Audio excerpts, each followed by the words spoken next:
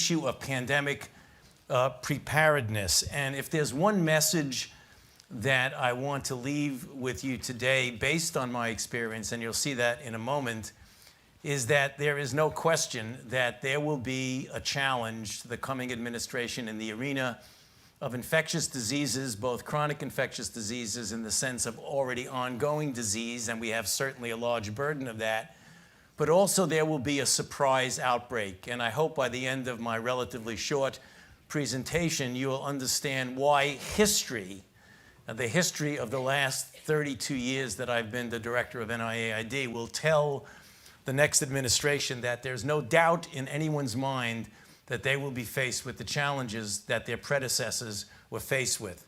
Rando's got us on our bellies and he's reaching for the butter! Now, when you see people and look at the films in China and South Korea, whatever, everybody's wearing a mask.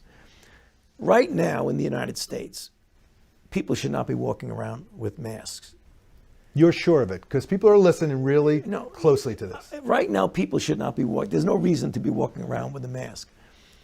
When you're in the middle of an outbreak, wearing a mask might make people feel a little bit better, and it might even block a droplet, but it's not providing the perfect protection that people think that it is.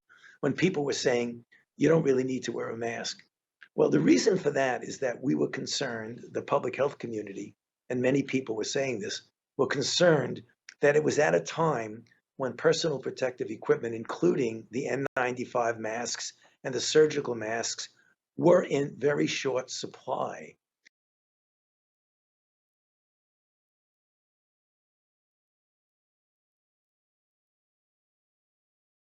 Everyone under the age of 12 should probably be wearing a mask in school.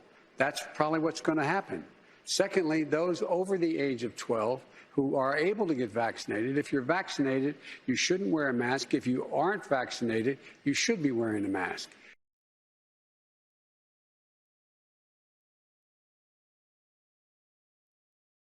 Vaccinated people are testing positive.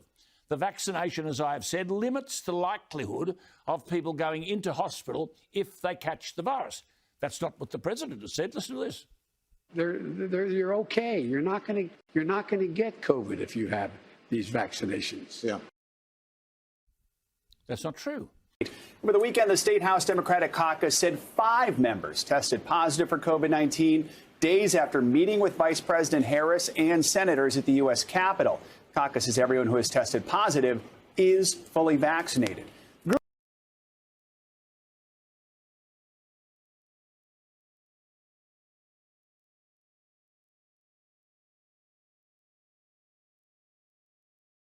I believe, for the most part, you can trust respected medical authorities.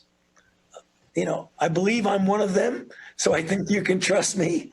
Oh, lesson number 1, trust no one. The minute God crept out the third caveman, a conspiracy was hatched against one of them.